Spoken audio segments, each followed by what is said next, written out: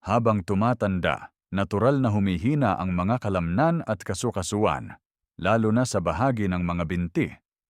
Ang tamang nutrisyon ay mahalagang bahagi ng pagpapanatili ng lakas at pag-iwas sa paminsan-minsang pamamanhid, paninigas, o panghihina ng lower extremities. Bagaman madalas inirerekomenda ang mga prutas bilang bahagi ng malusog na pagkain, may ilang uri na, kapag nakonsumo ng labis o sa maling konteksto, ay maaaring makaapekto sa balanse ng asukal, electrolytes, at metabolismo ng kalamnan. Sa video na ito, tatalakayin natin ang sitwans karaniwang prutas na dapat limitahan ng mga senior upang mapanatili ang kalusugan at lakas ng kanilang mga binti. Batay sa mga datos mula sa kilalang mga institusyong medikal, ang saging ay isa sa mga pinakakaraniwang prutas na inirerekomenda para sa mga matatanda dahil sa taglay nitong potassium, fiber, at natural na asukal. Gayunpaman, mahalagang tandaan na ang sobrang pagkonsumo ng saging, lalo na sa mga senior na may kondisyon sa bato, ay maaaring magdulot ng labis na potassium o hyperkalemia. Ayon sa National Kidney Foundation 2022, ang mga taong may mahinang kidney function ay nahihirapang ilabas ang sobrang potassium sa katawan, na maaaring magdulot ng muscle fatigue, panghihina, at paminsang pamamanhid sa mga binti at kamay. Bukod pa rito, ang saging ay may mataas na glycemic index, lalo na kapag hinog na hinog. Ibig sabihin, mabilis nitong pinapataas ang blood sugar level. Sa mga matatandang may pre-diabetes o type 2 diabetes, ito ay maaaring magpabilis ng proseso ng glycation, isang kondisyon kung saan ang labis na asukal ay nakakabit sa mga protina ng kalamnan at ugat, na humahantong sa paghina ng elasticity at kakayahan ng mga kalamnan sa paggalaw. Ayon sa ulat ng American Diabetes Association 2021, ang mataas na glycemic load sa pagkain ay may kaugnayan sa paglala ng diabetic neuropathy, na kadalasang nararamdaman sa mga binti. Hindi rin dapat balewalain ang epekto ng saging sa mga umiinom ng gamot para sa alta presyon o sakit sa puso. Ang ilang uri ng gamot tulad ng ACE inhibitors at potassium-sparing diuretics ay nagpapataas din ng antas ng potassium sa dugo. Ayon sa isang pagsusuri mula sa Mayo Clinic 2023, ang sabayang epekto ng mga pagkaing mataas sa potassium at mga naturang gamot ay maaaring magdulot ng hindi inaasahang kahinaan ng kalamnan at irregular na tibok ng puso. Bagaman ang saging ay may maraming benepisyo kapag kinokonsumo sa tamang dami, mahalagang isaalang-alang ang kabuuang kalagayan ng kalusugan ng isang senior, lalo na kung may mga kasamang chronic condition. Para sa karamihan ng matatanda, isang maliit hanggang katamtamang saging kada araw ay ligtas.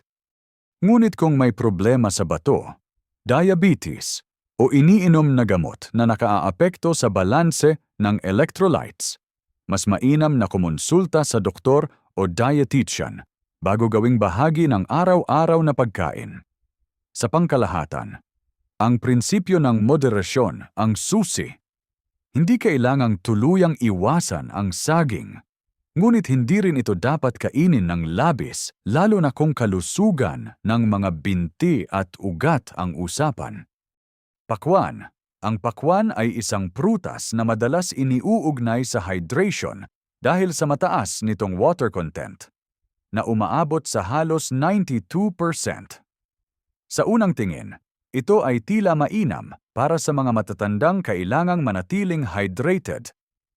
Gayunpaman, may ilang aspeto ng pakwan na dapat pag-ingatan, lalo na kung ang layunin ay mapanatili ang lakas at kakayahang gumalaw ng mga binti. Isa sa mga pangunahing konsiderasyon ay ang mataas na fructose content ng pakwan. Ayon sa isang pagsusuri ng Harvard Health Publishing 2021, ang sobrang pagkonsumo ng fructose ay may kaugnayan sa inflammatory responses sa loob ng katawan. Kabilang ang low-grade muscle inflammation. Sa mga matatanda, ito ay maaaring makapagdulot ng muscle discomfort o kabanatan sa binti, lalo na kung may kasamang metabolic syndrome o insulin resistance. Bukod pa rito, ang pakwan ay may moderately high glycemic index na maaaring magdulot ng biglaang pagtaas ng blood sugar level sa mga senior na may borderline diabetes o may karanasan sa hypoglycemia after meals. Ito ay maaaring magresulta sa muscle weakness, paminsan-minsang panginginig ng mga binti, o post-meal fatigue. Ayon sa American Journal of Clinical Nutrition 2020, ang mga pagkain na mabilis magpataas ng blood sugar ay nakaapekto rin sa regulation ng insulin, na may papel sa metabolismo ng muscle cells.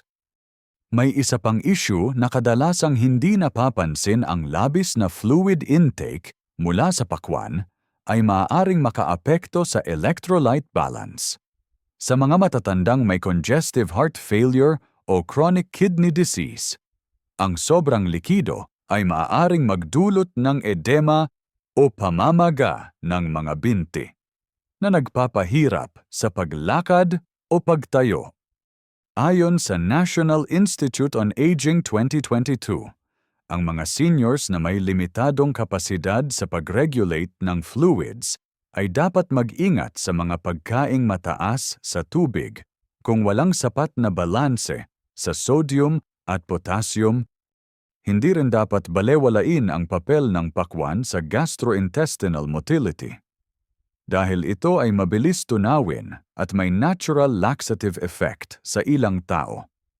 Maaari itong magdulot ng mineral depletion tulad ng magnesium at sodium kung kakainin sa malaking dami, lalo na kung may kasamang diarrhea.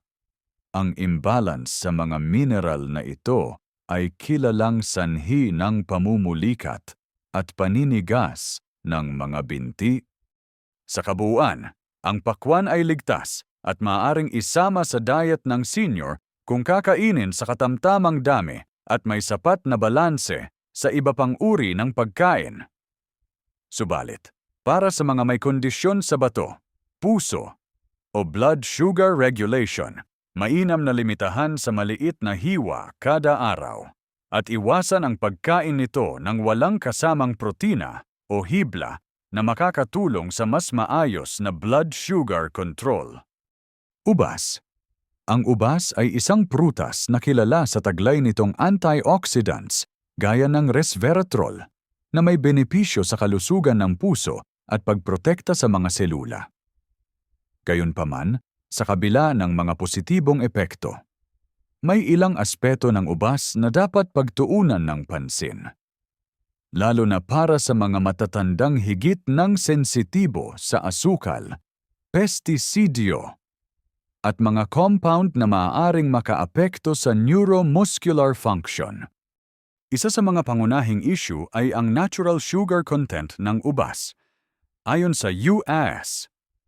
Department of Agriculture USDA 2020, ang untasan ng ubas ay naglalaman ng halos 23 gramo ng natural na asukal, mas mataas pa kaysa sa ilang uri ng soft drinks kapag hindi nabantayan ang dami ng kain. Sa mga seniors na may pre-diabetes, type 2 diabetes, o insulin resistance, ang regular na labis na pagkonsumo ng ubas ay maaaring magdulot ng glycemic spikes na may epekto sa muscle energy metabolism. Ang American Diabetes Association 2022 ay nagbabala na ang mga pagtaas-baba ng blood sugar ay nauugnay sa muscle fatigue at peripheral neuropathy, lalo na sa mga binti. Bukod sa sugar content, ang isa pang dapat isaalang-alang ay ang pagkakaroon ng pesticide residues, lalo na sa imported or non-organic na ubas. Ayon sa Environmental Working Group 2023, ang ubas ay kabilang sa Dirty Dozen, ang 12 prutas na may pinakamaraming natitirang pestisidyo matapos anihin ang ilang uri ng pestisidyo, lalo na ang organophosphates, ay may potensyal na makaapekto sa nervous system, sa mga matatandang may mahinang immune system at neurological sensitivity. Ito ay maaaring magdulot ng pamamanhid, pangingilig, o kahinaan ng muscle sa lower extremities. Mayroon ding ulat mula sa Neurology International 2019 na nagsasaad na ang ilang chemical contaminants mula sa prutas, kapag naipon sa katawan sa mahabang panahon, ay may kinalaman sa pagtaas ng insidente ng mild motor impairment at age-related neuromuscular decline. Bagaman hindi direkta itong iniuugnay sa ubas lamang, ang madalas na pagkonsumo ng prutas na mataas sa residu ng kemikal ay itinuturing na isa sa mga environmental factors na dapat bantayan ng mga senior. Para sa mga may problema sa panunaw o gastroesophageal reflux, dapat ding iwasan ang ubas sa gabi. Dahil sa mataas na acid content ng ubas, maaari itong magpalala ng acid reflux na indirectly ay nakaaapekto rin sa kalidad ng tulog at muscle recovery. Ang mahinang tulog ay nauugnay sa mas mabagal na muscle repair. Ayon sa Journal of Geriatric Sleep Research 2021. Sa kabuuan, hindi kailangang iwasan ang ubas kung ito ay kakainin ng may tamang dami at tamang paghahanda. Inirerekomenda ang paghuhugas ng mabuti o pagbili ng organic upang mabawasan ang exposure sa pestisidyo. Para sa mga senior na may problema sa asukal sa dugo o kasalukuyang umiinom ng gamot na nakaaapekto sa ugat o kalamnan, mas mainam na limitahan sa maliit na bungkos ng ubas kada araw at iwasan ito bilang pangunahing merienda. Pinya. Ang pinya ay isang prutas na mayaman sa vitamin C, bromelain, at iba pang antioxidant na karaniwang inirerekomenda para sa pagpapalakas ng immune system. Gayunpaman, sa kabila ng mga benepisyo nito, may ilang partikular na aspeto ng pinya na kailangang isaalang-alang ng mga senior. Lalo na kung may kasamang kondisyon tulad ng rayuma, pananakit ng kasukasuan, o problema sa balanse ng acid sa katawan. Isa sa mga pangunahing katangian ng pinya ay ang mataas nitong acid content. Ayon sa datos mula sa USDA Food Data Central 2021, ang pinya ay kabilang sa mga prutas na may pinakamataas na level ng citric at ascorbic acid. Para sa mga matatanda na may osteoarthritis o gout, ang sobrang asido sa pagkain ay maaaring magpalala ng joint inflammation at muscle tenderness. Ayon sa ulat ng Arthritis Foundation 2022. Bagaman walang direktang ebidensya na ang pinya lamang ang sanhi, ito ay maaaring maging trigger food para sa mga may pre-existing inflammation. Dagdag pa rito, ang bromelain na natural na matatagpuan sa pinya ay isang enzyme na may anti-inflammatory effect. Ngunit sa ilang tao, maaari rin itong magdulot ng gastrointestinal irritation kung kinokonsumo ng labis. Ayon sa National Center for Complementary and Integrative Health 2020, ang bromelain ay maaaring makipag-ugnayan sa mga gamot na anticoagulant o anti-inflammatory, na karaniwan sa mga senior at maaaring magdulot ng hindi inaasahang epekto tulad ng panghihina ng kalamnan o pagbagal ng muscle recovery. Ang mataas na natural sugar content ng pinya ay isa ring dapat isaalang-alang.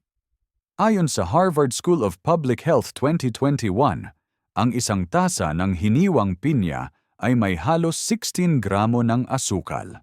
Sa mga matatandang may problema sa blood sugar regulation, Maaaring magdulot ito ng glycemic imbalance na nauugnay sa muscle fatigue, pamumulikat, at pagbagsak ng enerhiya sa kalagitnaan ng araw. Ito ay lalo nang mahalaga sa mga senior na may history ng hypoglycemia. Bukod sa asukal at asido, ang texture ng pinya ay may hiblang maaaring mahirap nguyain o tunawin ng mga matatanda na may problema sa ngipin o panunaw. Ang hindi maayos na pagnguya ng pagkaing may matitigas na fiber ay maaaring magdulot ng gastrointestinal distress, na sa ilang kaso ay humahantong sa electrolyte loss, isang posibleng sanhi ng leg cramps at muscle weakness. Ayon sa European Journal of Clinical Nutrition 2020. Sa kabuuan, ang pinya ay ligtas na isama sa pagkain ng mga senior kung ito ay kakainin ng may tamang dami at hindi araw-araw. Para sa mga may arthritis, diabetes, o umiinom ng maintenance medication, inirerekomenda ang pagkonsulta muna sa isang lisensyadong dietitian. Ang isang hiwa ng sariwang pinya bilang bahagi ng balanseng pagkain ay sapat. Ngunit dapat iwasan ang canned pineapple na may dagdag na asukal o pinya na kinakain sa walang laman ang tiyan. Mangga. Ang mangga ay kilala sa matamis nitong lasa at taglay na bitamina tulad ng vitamin A, vitamin C, at dietary fiber. Marami ang naniniwala na ito ay ligtas at kapaki-pakinabang na prutas para sa kalusugan. Gayunpaman, para sa mga matatanda, lalo na sa mga may kondisyon sa blood sugar o metabolic health, may ilang importanteng konsiderasyon tungkol sa pagkonsumo ng mangga na kailangang pagtuunan ng pansin.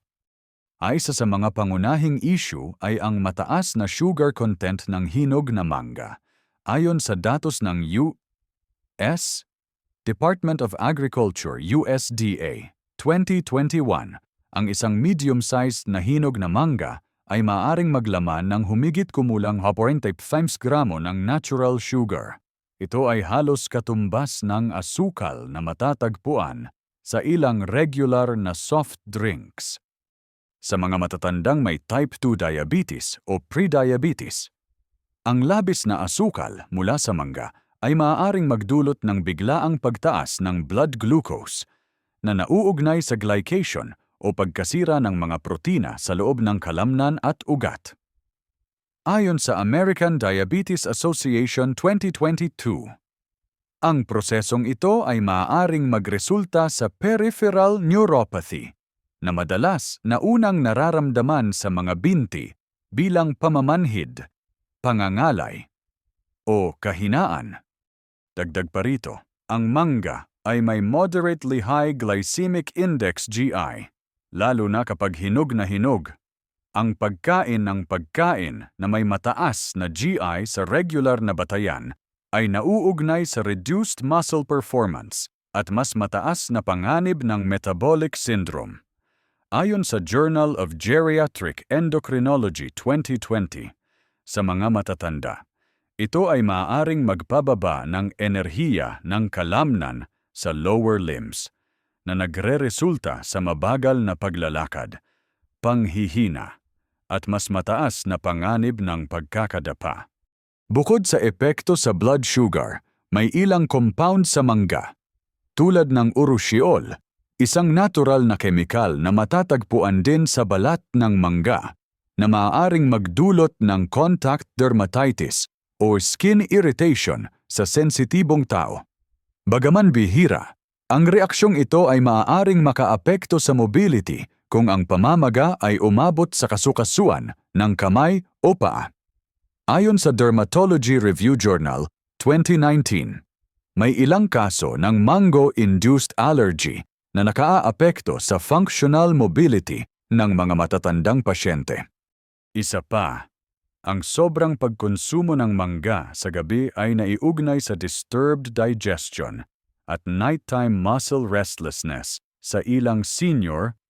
Ang mataas na fructose content nito ay maaaring magdulot ng gastric fermentation at bloating na hindi direkta, ngunit may epekto sa pagtulog at muscle recovery cycle. Ang mahinang tulog ay naiugnay sa mas mabagal na muscle healing at mas madalas na cramps sa binti, ayon sa Sleep and Aging Research Institute 2021.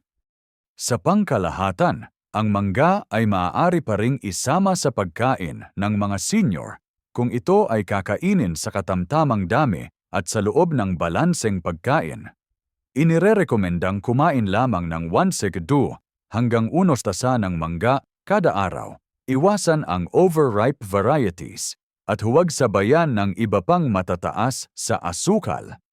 Para sa mga may diabetes o kasaysayan ng leg weakness, mahalagang kumonsulta muna sa healthcare provider bago gawing bahagi ng regular na dieta ang mangga. Langka. Ang langka ay isang prutas na mataas sa carbohydrates, vitamin C, at ilang uri ng phytonutrients na makatutulong sa immune function. Bagamat ito ay isang masustansyang pagkain kung kakainin sa tamang dami, may ilang aspeto ng langka na maaaring magdulot ng epekto sa kalusugan ng mga binti sa mga taong nasa edad 60 pataas, lalo na kung may kasamang problema sa panunaw, sirkulasyon, o muscle recovery. Isa sa mga pangunahing katangian ng langka ay ang mataas nitong carbohydrate load. Ayon sa USDA Food Data Central 2021, isang tasa ng hinog na langka ay naglalaman ng humigit kumulang 40 gramo ng carbohydrates, na karamihan ay mula sa fructose at glucose. Sa mga matatandang may insulin resistance o pre-diabetes, ang sobrang carbohydrate mula sa langka ay maaaring magdulot ng postprandial hyperglycemia, isang kondisyon kung saan biglaang tumataas ang blood sugar matapos kumain. Ayon sa Endocrine Society 2022, ang ganitong sugar spike ay maaaring magresulta sa muscle fatigue at cramping, lalo na sa lower limbs. Bukod sa asukal, ang langka ay mayaman din sa insoluble fiber, na bagamat nakatutulong sa bowel movement, ay maaring mahirap tunawin para sa mga matatandang may mabagal na gastric motility. Ang labis na hibla ay maaaring magdulot ng bloating, gas, o abdominal discomfort, na sa ilang kaso ay nauugnay sa pagbaba ng absorpsyon ng magnesium at sodium, dalawang mineral na mahalaga sa muscle contraction at nerve function. Ayon sa European Journal of Clinical Nutrition 2020, ang kawalan ng sapat na magnesium ay isa sa mga karaniwang sanhi ng pamumulikat sa binti sa gabi sa matatanda.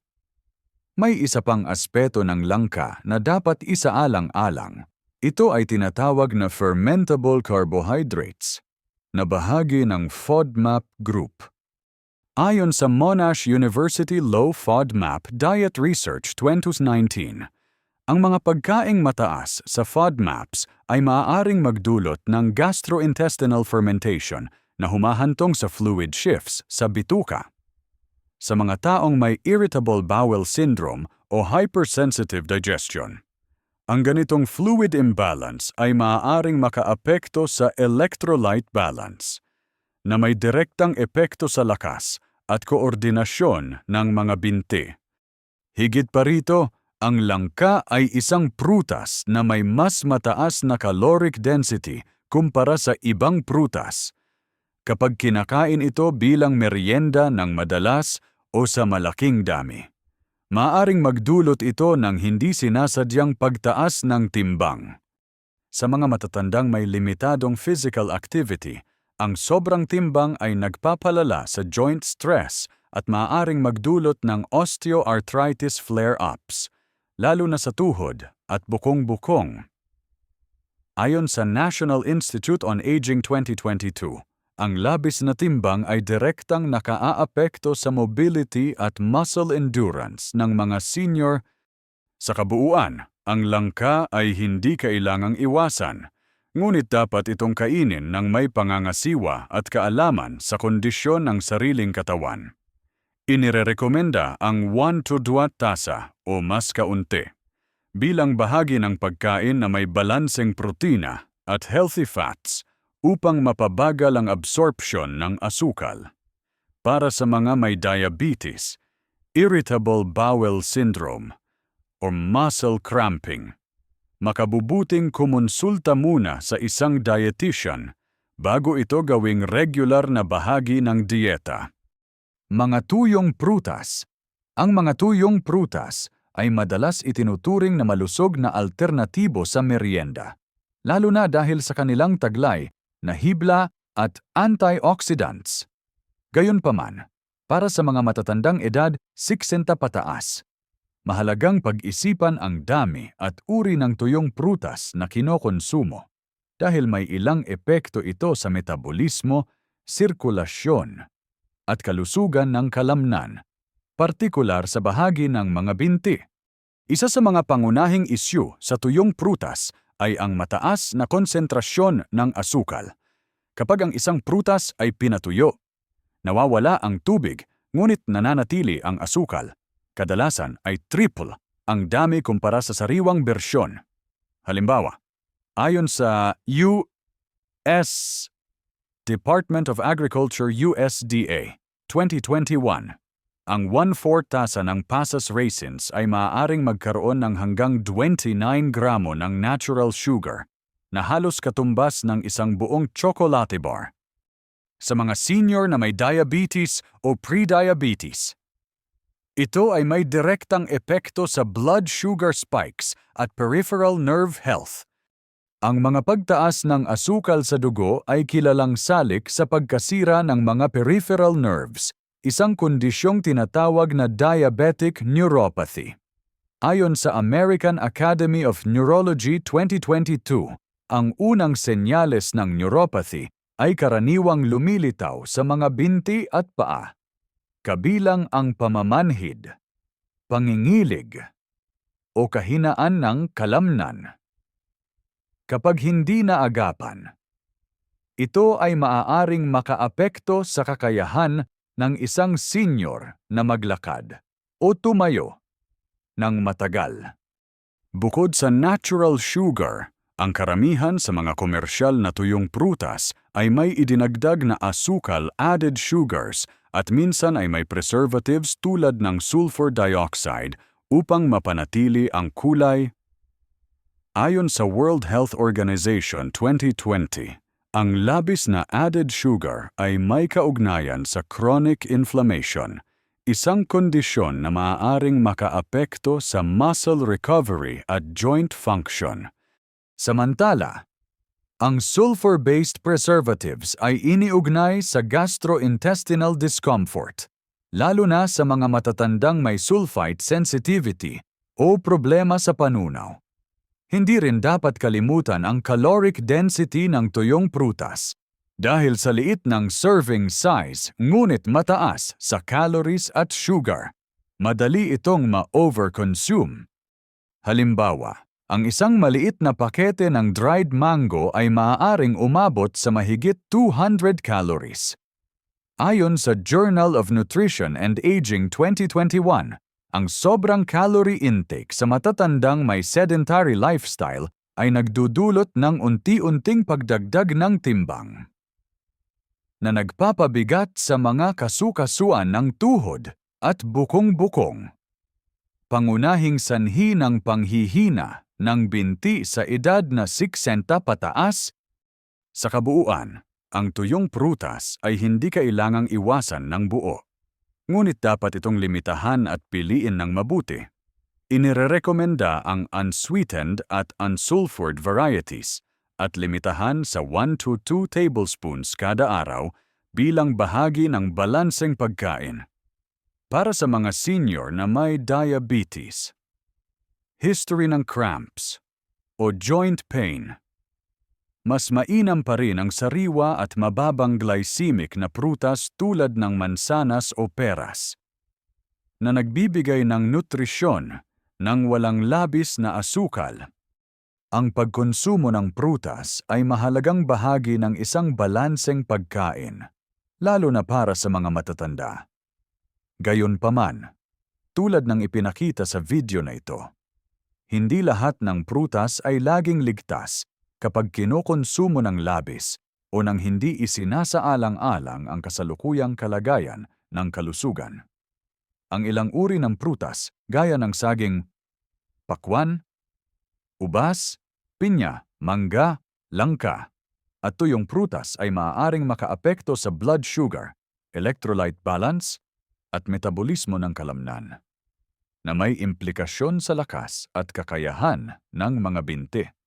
Para mapanatiling malakas ang inyong lower limbs, mahalaga ang moderasyon, tamang kombinasyon ng pagkain, at pagkonsulta sa inyong doktor o rehistradong dietitian, lalo na kung kayo ay may iniinom na maintenance medication, may diabetes, o may problema sa bato, kasukasuan, o panunaw. Hindi kailangang iwasan ang prutas, ngunit kailangang piliin ang uri, dami, at timing ng pagkain ayon sa inyong pangangailangan. Ang kalusugan ng inyong binti ay hindi lamang tungkol sa ehersisyo, ito rin ay nakaugat sa tamang nutrisyon araw-araw. Tandaan, ang bawat hakbang na magaan at matatag ay nagsisimula sa tamang kaalaman at disiplina sa pagkain. Kung kapaki-pakinabang sa inyo ang video na ito, huwag kalimutang i-like, i-share sa inyong mga kapamilya at mag-subscribe sa channel na ito para sa mas marami pang edukasyong pangkalusugan para sa senior. Maraming salamat sa inyong panonood at hangad namin ang malusog at masiglang pagtanda para sa lahat.